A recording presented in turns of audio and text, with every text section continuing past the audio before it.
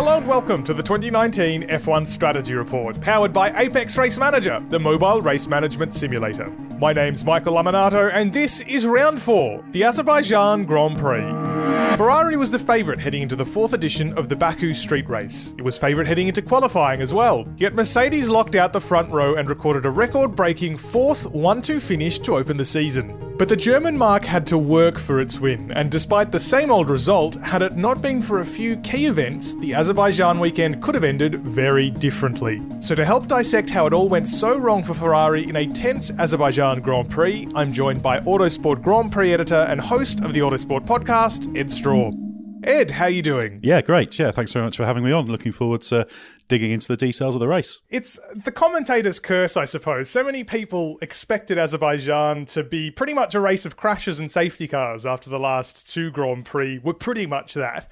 It's not what we got this time around. And I think it's interesting that we might point to the fact that the lack of practice time may well have contributed to this. Ordinarily, we say a lack of practice time usually creates really chaotic and unpredictable racing. Is this the first case in Formula One in recent times anyway, where a lack of practice could well have contributed to a fairly tense but not particularly dramatic race? Potentially, yeah. It meant that teams weren't so sure what they could do with the tyres, how they would perform.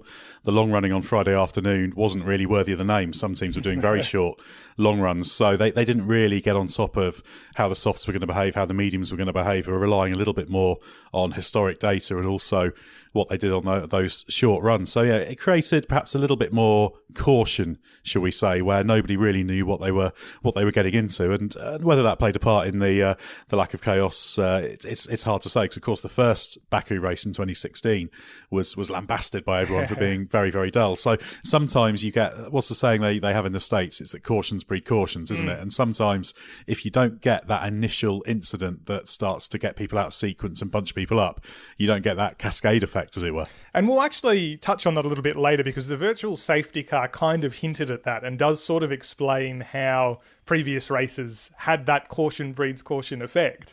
But let's sort of start back with why this race became such a difficult one to judge for so many teams. Yes, there was a lack of practice time, but this track is quite unusual as well to sort of wrap your head around in terms of car setup.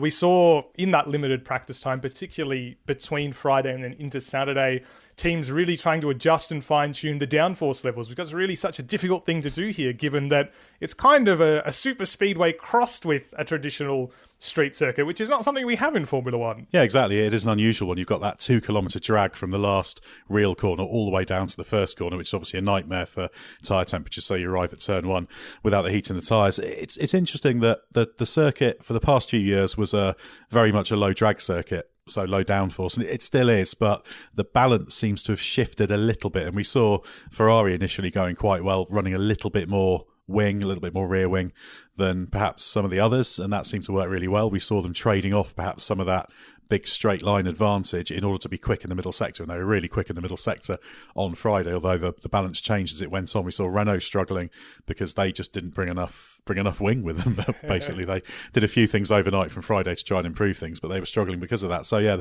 the dials had moved a little bit in terms of what you needed. The key was for everyone was making the tyres work, though. This has been a big topic this year. The thinner gauge tyres, you have to work them harder in order to get the temperature into them. Some teams fare better than others, and we did see the clear pattern of those who've worked quite well with the tyres doing well, and those who've struggled so far this year struggling big time. Tyre warm-up is such a critical factor in this Grand Prix, because, as you touched on, it's more than 2 kilometres of flat-out running towards the end of the track, gives the tyres a huge opportunity to cool down. And the combination of the changed gauge and the different tyre selections this season, combined with those change in aero rules, largely around the front of the car, but in generally knocking on elsewhere, have really changed the game in a way perhaps not so many expected coming into this season. Certainly the teams would have had an idea, given they're designing the cars after all, but what seems on the surface fairly small changes have resulted in some fairly dramatic rethinkings. And I think Toto Wolff said after the race or after qualifying that so much of the learnings they've had in the last couple of years have been thrown out. And in many respects, it's kind of like they've started again in Azerbaijan, which explains perhaps why we had a similar race to the one we had the first time we came here. Yeah, absolutely right. I think the assumptions that underpin the decisions and the drag to downforce, the efficiency balance you go for, are carried over from the past, and then you get there and discover things are a little bit different. Obviously, these cars have got bigger wings, so there's more drag, and it just changes that equation. And obviously, the DRS effect then becomes bigger proportionally, so you get more benefit from that. And obviously, you've got the toes to factor in, and it does seem that the way to lap time seems to be to run a little bit more drag and downforce than was in the past. And it's great that these things happen to throw curveballs, it seems, particularly at a stage in the season where they're still, to an extent, feeling the way with their cars. They don't all entirely know how they respond. So, yeah, that mixed things up a bit, and also allowed to see this big shift in the relative pace of the top three as the weekend progressed, because obviously after practice everyone was expecting Ferrari to be all the way in qualifying and get on the front row. And that shift was so dramatic, and I think it's absolutely critical to touch on, as you sort of did there, that it's still relatively early in the season. No one has a 100% grasp of their car yet, or certainly when they start Friday practice, everything's still a little bit loose and you still got to figure out how exactly to extract the most from your car. The swing between Friday and Sunday, though, was enormous, even considering that this track is pretty weird. And I think people were starting to get angry online because Mercedes was so pessimistic on Friday, and even just before qualifying, Toto Wolff pretty much wrote them off as a chance for pole, and then lo and behold, they get the top two. How much does this speak to the Mercedes team, the race team in particular, that they can come and be quite a way off the pace on Friday and then really nail Ferrari by Sunday? Yeah, I think Mercedes is a razor-sharp race team. Now, they're very, very good trackside at working through the car, at chasing the conditions. I think there's a little bit more to it than that as well, because even in Saturday practice, in the 1 hour free practice session, the Ferraris looked quick and looked to have a big advantage. We were always expecting Mercedes to be closer, but not necessarily to suddenly be in a position to lock out the front row. But it's interesting in terms of the way that qualifying worked. There were several areas where Ferrari didn't put their best foot forward and Mercedes did the best that they could. So when you're at a track like this with a big big toe effect as well, for example, a decent toe will get you 2 or 3 tenths over a lap. A mega toe, for example, the one that Pierre Gasly got in Q1 off Lance Stroll, can get you half a second. So when you've got your qualifying order covered by such a small amount at the front, the way you execute the session, the way you position your cars and make sure you get the most out of it is essential. And on top of that, you have the element of chasing the conditions. And it's very, very clear that Mercedes has got a car that is happier across a broader range of conditions than the Ferrari is, which does seem to have slightly higher peaks potentially, but it's very difficult to access those peaks. And it seems to be when it's warmer that they do better. And as qualifying went on, and of course qualifying was almost 2 hours with the 2 lengthy red flags, track temperature dropped and Ferrari just seemed to struggle more and more to get the tyres switched on. Well, let's talk about that marathon qualifying that we had. Like you said, 2 hours more or less, when it's normally only 1 hour. The first red flag was caused by Robert Kubica at turn 8, which really just compounded a pretty terrible weekend for Williams. But it's ironic that as qualifying went on longer and into the early evening, I suppose, the sun started to get low and everything cooled down, that it was a red flag caused by Charles Leclerc that in many respects undid Ferrari in Q3, or at least contributed to their undoing, we should say. This was a really surprising happening, really, because Leclerc was the form man going into qualifying. It almost felt like it was a done deal even before he started. And fingers are beginning to be pointed at that idea that they were running the medium tyre in Q2 when he crashed. We even saw Vettel come close to crashing at turn 8 as well. Was it too big a risk, do you think, for Ferrari to try and start on that tyre? No one else really had the inclination to. And is it too much to say that that was perhaps directly contributing to what ended up being the complete unravelling of Ferrari's weekend? Yeah, I think you have to say it was. Leclerc has to take responsibility for the crash, and he did. But as he put it, he basically brakes at the same point he would have done on the softs for turn 8. Obviously, there's no room to escape there unless you commit early to the escape road. So that led to him hitting the wall. The fact that Vettel in that same corner had that moment where he kissed the inside wall with the left rear, which could have led to 2 Ferraris being out if it had been a little bit more extreme, says that, yeah, they were probably pushing a little bit too hard to get the pace out of the mediums. The irony, of course, was that Leclerc had already done a time that was good enough for Q3 based on what he'd done at that time. I mean, had the red flag not interrupted it, perhaps the pace would have picked up more and he may not have gone through. So he did still need to press on. But yeah, I think it played a part. And I don't really know, even with how good a race tyre the medium was, which was slightly unexpected, I don't really see the benefit you would have got from starting on the mediums. They wanted to use a set of mediums at some stage in qualifying. They could have well have used it in Q1, got rid of it, and then just focused on the soft, and then drivers wouldn't have had to recalibrate. And I don't really see what benefit they'd have gained from starting on the mediums. If you look at the race of those with free tyre choice, basically nobody relevant, shall we say, went on the mediums for the start. You saw the two Williamses do it. Haas split their strategy because they were struggling, so why not split the strategy, because you've got to try something. But we didn't see many people who had free choice go for it. So yeah, I that puzzled a lot of people in the paddock. And even though the medium was a good race tyre, I don't think it would really have helped to have started on it. So yeah, it wasn't good from Ferrari. But ultimately, on another day, Leclerc doesn't crash. They both get through, and maybe we say, well, that's all right. You know, maybe it would have played out for them. It is a strange decision for those reasons, but in some senses, Ferrari's sort of damned if you do and damned if you don't, in a sense, because, I mean, they're trying to do something different to Mercedes in an effort to beat a car that's similar pace. But then I suppose you can ask, if they're so confident about their own pace after practice, and in other situations throughout this season, why do they feel a need to take these kind of risks that ultimately cost them so dearly? Yeah, it's strange. We have seen them at times strategically do things that are a little bit different, almost for the sake of it, sometimes, should we say. We've seen on occasions they've, in races, attacked cars ahead that are much quicker, that they can't really do anything about, and in doing so put themselves in harm's way to cars behind. We've seen that with Verstappen a few times recently.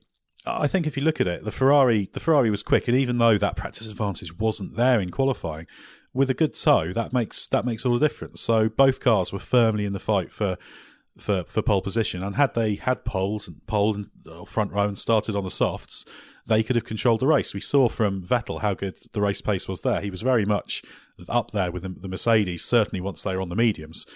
So clearly Ferrari weren't that happy on the softs, maybe not that confident, but that's all the more reason perhaps to start on it, get rid of it a little bit earlier, and then go through on the mediums. Because as we saw in the race, Leclerc, obviously with the disadvantage of starting ninth, didn't really make the starting on medium strategy work, even though it did put him in an interesting position at some stages in the race. So yeah, I just think Ferrari just need to play it sharper, and of course we saw that as well in Q3 when Mercedes pulled over both cars, having gone out the pits to do what were notionally practice starts. Of course, they were nothing of the sort. It was a dummy.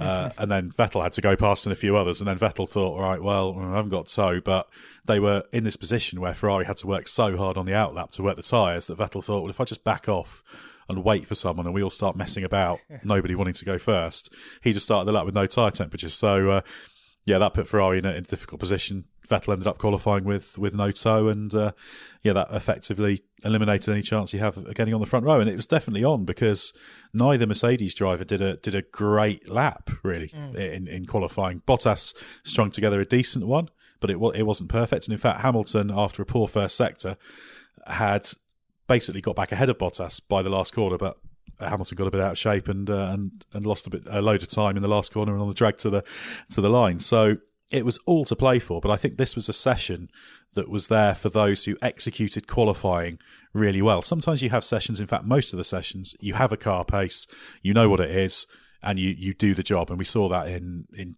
Shanghai, for example, where it's kind of 2x2 on the grid. But I think there was much more scope here in Azerbaijan for a sharp race team, well-executed strategy, do everything right to make the difference between being fifth on the grid or first. And that absolutely was demonstrated in that dummy practice start. The double whammy, Toto Wolff described it as. Ferrari already with one driver missing, and then that happened, and Sebastian Vettel unable to get the benefit of the tow.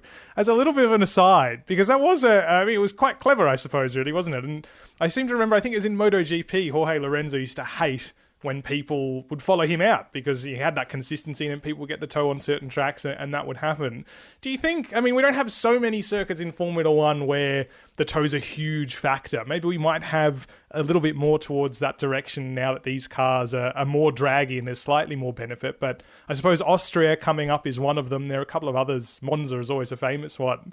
Is there going to be more playing around in Q3 in these final runs, do you think? Is there more scope now for teams trying to mess with each other's heads? Well, definitely, because, Monza's going to be the really extreme one. We get there and everybody's going to have in their mind what Mercedes did. So it's going to turn into this great battle. And, of course, we saw in Shanghai, when you run the clock down, how much of a risk it can be. And if you start getting people looking at each other and tripping over each other and getting in the way and not wanting to go, you can cause some problems. And that, I guess, is why Vettel decided just to crack on with things. And in fact, we also saw, as an aside, Verstappen, because he only had one set of softs, having had to use two sets of softs in Q1 after a lock-up and then having to go again. But they decided, Red Bull, rather than putting him out in the final flurry, because he only had one run, they put him out off sequence, kind of between the two orthodox runs.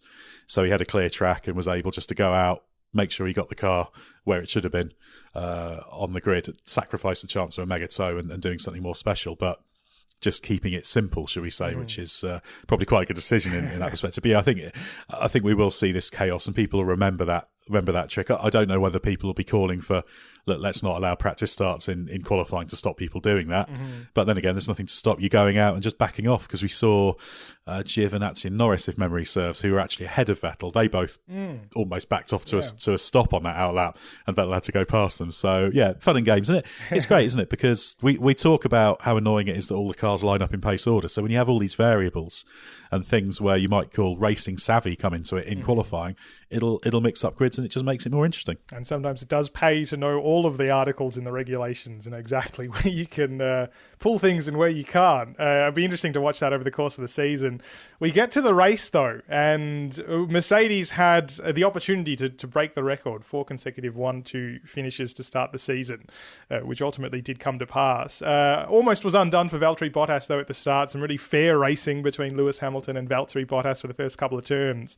And then Bottas was able to control the pace from there. But it wasn't long after the start that teams started to realise that the soft tyre they'd started on, which, as you sort of said before, almost all of them chose to start on, even those with free tyre choice, was nowhere near as good as they thought it would have been. The conditions were a little bit different in the race. The race started earlier than in qualifying, was a little bit warmer. Track temperatures were also a little bit warmer. But this really speaks to that idea that there was not very much long-run practice time. No one really had a great grasp on the tyres. And suddenly, within 5 laps, the question of what kind of race this was going to be was already being asked. Yeah, exactly. And I think the track temperatures played a part in it. Obviously, you've got heavy cars at the start, so you always work those tyres fairly hard. And of course, those at the front had qualified in Q2 on the tyres they started on as well. So yeah, there's a little bit of accelerated use in that. So yeah, we had some people encountering graining, and of course, graining, even if you clear it, will accelerate the degradation as well. So it just got to the point where everybody wanted to get off the softs, and basically you had by, what was it, about lap 14 when Verstappen came in, you had all the soft starters had come in and made the stop, leaving just a handful of medium runners still out there, including Leclerc. So it just shows how surprising even it can be for Formula One teams. They have all this data they can go through and historic knowledge, etc., and the expectations don't always tally with what happens, and certainly losing summer practice will have played a significant part in that, as well as the changing conditions. And yeah, for the most part, they all responded pretty well to it, so they weren't able to do these marathon soft stints. But then, of course, it created the problem where those who'd started on the mediums wanted to extend as long as possible to avoid getting onto the softs in case they fell apart at the end. But it was interesting because as the race went on, you saw less of a difference between the two tyres.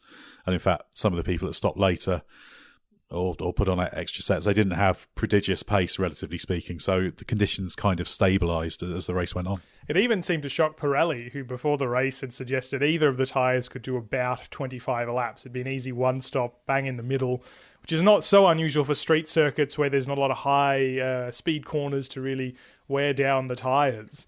This is where, I suppose, being really reflexive paid off for some drivers. We'll get to the battle at the front momentarily, and I suppose that's dictated to a degree by Mercedes of clear air, so it didn't have quite the troubles everyone else did in that tight midfield. But Daniel Kvyat was the first one to move on lap 5, and that did start to pay dividends. It jumped him a couple of places in the midfield and was on for points part of the way through the race until, well, Baku did deliver something extremely unusual, didn't it? The way Daniel Kvyat was retired from the race by Daniel Ricciardo in a really unusual coming together. But that was an example there of where being quick to think, and Kimi Räikkönen delivered on this, he stopped only one lap later, did start to pay off in that really tight midfield battle. Yeah, very much so. If you came in early, you made big gains. And in fact, Räikkönen's a great example because you can compare him with teammate Giovinazzi. Actually, Giovinazzi was pretty quick this weekend. He was quicker than Räikkönen overall. He made Q3, but he had a big penalty. And again, he's come out of the weekend with no points. But had things been different, he'd certainly had the pace to score the points. But he stopped only one lap after Räikkönen. But having been several places ahead of him in the first stint, suddenly he was behind and mired in traffic. And that made the difference between Räikkönen being able to be 10th and Giovinazzi being 12th. So yeah, the quicker you came in almost, the better off you were. So yeah, you had to react. And obviously it's easier to react when you're lower down the order, shall we say, because you've got ostensibly you've got less to lose. But yeah, the Toro Rosso Kvyat seemed to be struggling with the pace, so it made sense for them to come in, but that put him in a good position. So basically those who threw out the accepted wisdom of the race and just got on with it were the ones who benefited. So credit to them for doing that. And in that midfield mass where there's just cars everywhere, that can make a huge difference, because it's not just cars you fall behind or end up ahead of, but the time you lose once you're in that traffic, which can add up to 10, 20 seconds at the end of the race. Which is exactly what befell Alex Albon in this race. It looked like he was actually doing quite well in that first stint, but he got stuck behind. I think it was Daniel Ricciardo early, and then even Romain Grosjean. And you never want to be stuck behind a Haas at this point in the season, considering how poor that race face is. He didn't stop until lap 12 on those new softs, and that really cost him. He ended up missing out on a point, only by one position, but of course there were some retirements ahead of him that sort of ameliorated that result. But if we look towards that fight up the front, it took until lap 11 for those stops really to come when Sebastian Vettel made that call. In part triggered, though, because this is where the intrigue with Charles Leclerc's strategy started to play in, because he was flying. He was doing so well in that early stint, as all the medium runners were. Even Pierre Gasly, who was starting from the pit lane, technically starting from the pit lane 3 times, considering how many penalties he's earned, was flying at that point as well at a similar rate. And for a little bit there, because no one really knew what kind of race this was, it really threw strategy out the window a little bit. This could have run into 2 stops for all we knew at that point. Yeah, there was that possibility. So it was interesting to see which way it went. I mean, in the case of, shall we say, Leclerc, the logical thing on the mediums was to get out, make the use of that pace, come through, and obviously he cleared up to Verstappen very quickly by lap 9. I think he got himself up into 4th place, and then basically forced the pit stops ahead, because Vettel's pace compared to Leclerc was so bad that they realised they had to bring him in, because just the time loss was so massive. And then that triggered the Mercedes drivers pitting on the next 2 laps, leader Bottas and then Hamilton. And then the Ferrari strategy always had to be based on Leclerc getting up front and running long on the mediums, because that gave him a window where he was, although he was effectively 5th in the race for a period, at that point, that had there been a virtual safety car or a safety car, he would have been able to pit and re-emerge ahead. So there was a window of 5-6 laps, should we say, while that lot chased them down, where they were just hoping for that safety car intervention. And I don't really have a problem with the Ferrari strategy. Leclerc starting on mediums had to run long. That was the only thing they could do. They had to put him in a position to benefit from a safety car or VSC. They did that. He executed that, and they had to extend that stint as long as they could. There wasn't really anything else they could do. And we saw that once he did get fresh rubber on, the pace was nothing extraordinary. Okay, the race situation meant that he didn't really need to attack, so they were a little bit cautious. But I don't really have a problem with the Leclerc strategy. Ultimately, he was starting 9th, and I think people look at the fact he was leading and think, well, he's leading, and then suddenly he's nowhere. And it's like, well, he was leading, but he wasn't leading because of the qualifying crash. So yeah, if you want the optimal strategy is not to start 9th and lose a load of time clearing cars in the early phase of the race ultimately. And this was a really good example of how strategy is formed around long-term statistics in races. I know this was only the 4th Azerbaijan Grand Prix, but we had so many safety cars in the past couple of races that banking on one appearing at some point was fairly astute strategy, because it was surprising by the end of the race that we got no safety cars at all. Because one that would have appeared, okay, based on early projections, any time from the middle part of the race, but once we got into it, it needed to be later. Ultimately, it wasn't one, but that would have completely changed the complexion of the battle for the podium, because had it turned up, and we heard Bottas and Hamilton and even Max Verstappen's engineers all talking about the safety car window and whether or not Leclerc was in it, would have completely changed the complexion of that podium battle. Yeah, very, very much so.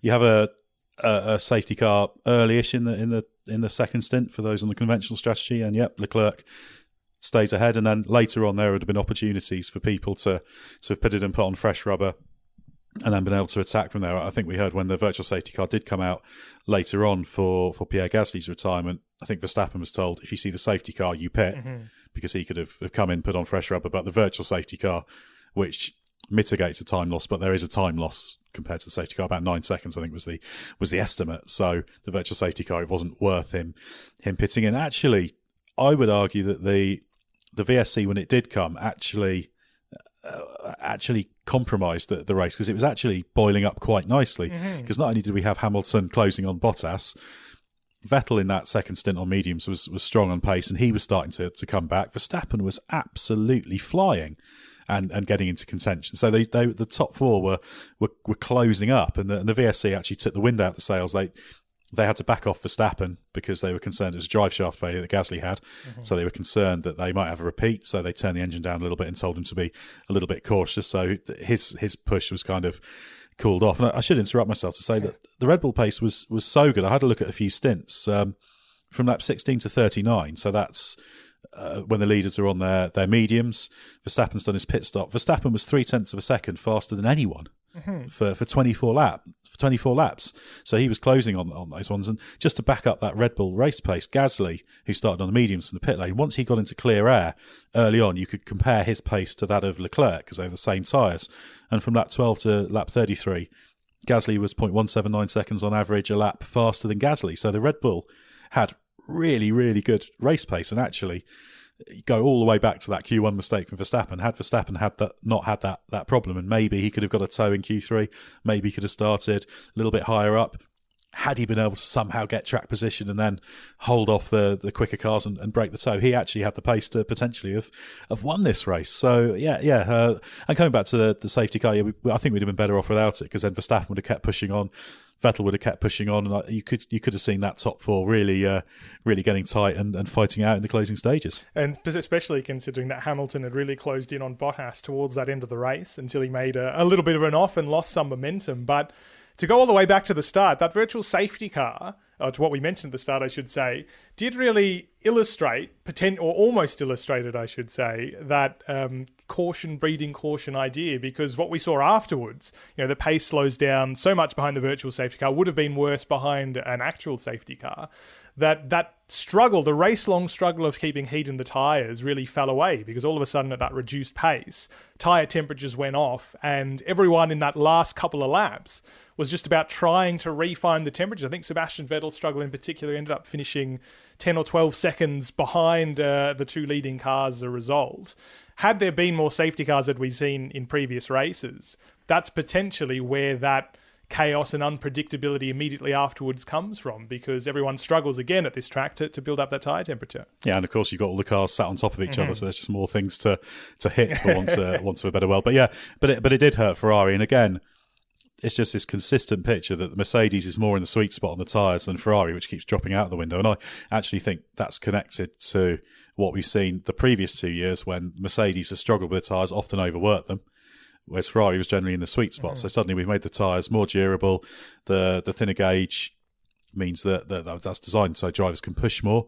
And so suddenly you've got a car that previously, the car with that DNA was working the tyres nicely, is now sometimes underworking them, and a car that was sometimes overworking them is closer to the sweet spot. So I think with that, definitely what we saw with Vettel fading out of that lead battle is testament to that. But the good thing was that we still at least had the battle for the lead between Bottas and Hamilton, because Hamilton had been closing up, and then he lost a little bit under the VSC, and he admitted that was basically his fault. He said he was going to make some modifications to the information he gets on the dash. Obviously, under VSC, you have to stay above a certain delta in each of the mini sectors, as they call it. But he suddenly, I think his gap to Bottas went from about 2.1 seconds to 3.5 or a little bit more, and when the VSC had restarted. And sometimes you can get a little bit of luck with exactly where you are when the VSC is deployed or cancelled. But yeah, that meant he just had that little bit more work to do when the race did get back underway again to catch, and as he would have wanted to, pass Bottas, which he never did. And worth, as a postscript to that, the idea of these Pirelli tyres changing up that order a little bit, it's worth noting that last season, when for the few races Pirelli did bring thinner gauge tyres, the Spanish Grand Prix was the first, Ferrari didn't really like them at all last year. And they knew they were coming for this year at some point, so interesting that they haven't managed to perhaps get completely on top of them. But to go back to Charles Leclerc for just a moment, considering that, yes, he did qualify poorly as a result of the crash, didn't have the greatest start, but was able to make up positions, but nonetheless was certainly, I suppose, logically aiming for the bottom two positions of the top six, so 5th and 6th. But considering that the race was in a weird grey area in the middle because everyone was trying to play a bit conservative, not knowing exactly how it was going to pan out, is there not a reason to think or expect the Ferrari could have tried something a little bit more aggressive here, something out of a little bit left field, given that, as Leclerc's final pit stop, an additional pit stop showed when he had a crack at the fastest lap, which he got, there was enough of a buffer for if that aggressive strategy went wrong, he probably wouldn't have lost out very much anyway. Yeah, I mean, there was a chance to take that option. I guess they probably looked at it as they could have gone for the fastest lap point fairly easily anyway, so the difference between 4th and 5th is only 1 point. Suddenly, I think I look at it and I don't really see where Leclerc could have made up the pace, because we didn't really see people later in the race when they made stops really making up massive ground. Certainly not after that first phase where once people got off the softs and we started to see people undercutting people and that kind of thing. So the deltas weren't massive. So I think with the pace it's hard to see where Leclerc could have gone, really. I think it's that the race ultimately stood or falled on the timing of the safety cars, which just didn't fall for him. And that does summarise how we ended up with the Azerbaijan Grand Prix that we did. I guess the expectation after a lack of practice was that the tyres might last a long time, but then again, they didn't end up doing it. And safety car interventions, which so many drivers may well have been banking on, didn't eventuate. So we got this tense race. We didn't get an action-packed race, but we got a tense race where you felt like at any lap something could have happened. And all we really ended up getting was a Gasly driveshaft failure, which, on the scale of things isn't so great, but it caused a little bit of interest and certainly delivered us a curious fourth chapter in this championship that feels like it's now really escaping Ferrari at this point. Yeah, very, very much so. And I think to come back to the point you made earlier about how strong a team Mercedes is, Mercedes aced it ultimately. You can make an argument that any one of the Mercedes, Ferrari or Red Bull drivers with a fair wind and a perfectly executed weekend could have won. They all had good pace at one time or another. Yet Mercedes comes out of it first and second, and Bottas comes out ahead. But it's one of those races that actually it's ideal for this podcast, because although it wasn't ostensibly a thriller, there was all these little tiny moments that added up to making a huge difference to the results. And in fact, we had one of those right at the end of the race, because when Hamilton was catching Bottas, the last chance, or the key chance, was always likely to be the end of the penultimate lap on the long drag down to turn 1. So there's Hamilton, a second behind Bottas under a bit of pressure, and then suddenly there's George Russell giving Bottas that slipstream and giving Bottas the DRS. So suddenly that gap goes from a second to 1.5 seconds advantage for Bottas by the first corner, and suddenly you're there. And it's just all these tiny things, because you could argue, let's say with George Russell, had he not had the drain impact that we saw on Friday that led to FP1 being abandoned, would he have been a little bit further up the road because he'd been a bit more on top of the car and not been exactly there? Would he have been further back? So this confluence of so many different factors made the selection as to who was going to win. In the end, it was Valtteri Bottas, but it could easily have been Vettel, Leclerc, Hamilton, and Verstappen. I think the Red Bulls would have probably struggled to retain track position if they got it, but the prodigious pace showed that if they got it and a tiny break, they could have held on to it. And Gasly, who's actually now more on top of the Red Bull, had he not had 370 pit lane start penalties, the first of which he got on Friday for missing the weighbridge, which was his own fault ultimately. Maybe he could have been in contention. So a race of what ifs, and even if all these things we hope for didn't eventuate, it's fascinating to think what would have happened if any one of these dozens of sliding door moments had been that little bit different. Yeah, it was chaos theory. We didn't get chaos on track, but I suppose chaos theory in action. And finally, Ed, we head to the Spanish Grand Prix next, which of course was the location of pre-season testing. The spectre of pre-season testing has really hung over the first 4 races in the sense that the expectation has been that Ferrari's car is quick, if not the quickest car, but for a variety of reasons, and maybe the most significant, as we saw in Baku, was that Mercedes is just so on it as a racing team that it's really difficult to pull one over them. If in Spain, is Spain the test, I suppose, is the real question here. If we get to the Spanish Grand Prix and we see again Mercedes pretty much cinching it one way or another, is this now the time where we start to consider actually this is just another Mercedes dominant year? Well, it's getting that way, isn't it? And Ferrari has to hit the ground running in Spain and show the pace that it's got. And I'm not sure they know exactly how to get the best out of the tyres. Obviously, the way you work the tyres is related to all sorts of things. It's not just a function of how much downforce you have. It's also a function of your suspension geometries, the way you load up the tyres, etc. So, yeah, if Mercedes go to Spain and win, then it's a crushing situation, isn't it?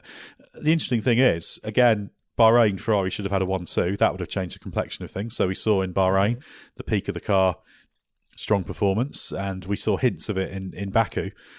They could have won in Baku with a fair wind as well. So that would change things if it was 2 races apiece. But yeah, Ferrari have got to go back to Barcelona. They've got to use the fact they've got lots of experience in there. Admittedly, it'll have been in cooler conditions in pre-season testing, to make sure they get the tyres working as well as they can and extract the pace from the car. And they were really quick in pre-season testing in the faster corners. And in fact, there have been times this season when the faster corners, the Ferrari's been very, very strong. So perhaps that will help them. But yeah, we always said coming to Baku, Ferrari needed to win to make a fight of it. But the other thing is that it's not just car pace. Having an advantage, having the points advantage, makes everything easier because you can be a little bit more conservative when it's appropriate to be. You don't have to feel you have to be attacking and take gambles. And so many times historically, we've seen those that have fallen behind, even if they do have a faster car, because they have to play catch up, because they have to push, because they have to take the punts, while the team that's up front can just be calm, cool, collected and say, yeah, okay, yeah, we'll let this play out. If we finish second, we finish second. They don't have to overreach. And yeah, history shows that having that advantage is a great position to be in, even if you don't have the pace. So yeah, Ferrari needs to get to Spain and to deliver and show that they've got on top of understanding how to get the best from the tyres. Otherwise, they're just going to disappear in the rearview mirror. It's a very interesting season I think we've got in our hands. The question is perhaps how long it remains interesting. I hope it remains interesting for as long as possible, as I think everybody does. The Azerbaijan Grand Prix, a small microcosm of that. It was interesting, at least, at the end of the race. It was a pleasure to look back on it with you, Ed. No, thanks very much. It's been interesting to have a look at. Like I say, it's great to get your teeth into these races that don't look like they're quite as interesting, but there's actually so much detail in there to really get into and think, well, what if? That was Autosport Grand Prix editor Edd Straw. You can hear more of Ed on the Autosport podcast at autosport.com/podcast. The Strategy Report is a Beer Mogul podcast powered by Apex Race Manager, the mobile race management simulator. You can download the 2019 edition of Apex Race Manager for free on iOS and Android devices. And you can also stay up to date with the Strategy Report by finding us on Facebook and on Twitter. My name's Michael Lamonato. You can look me up at Michael Lamonato on Twitter, and I'll catch you in 2 weeks' time for an analysis of the Spanish Grand Prix.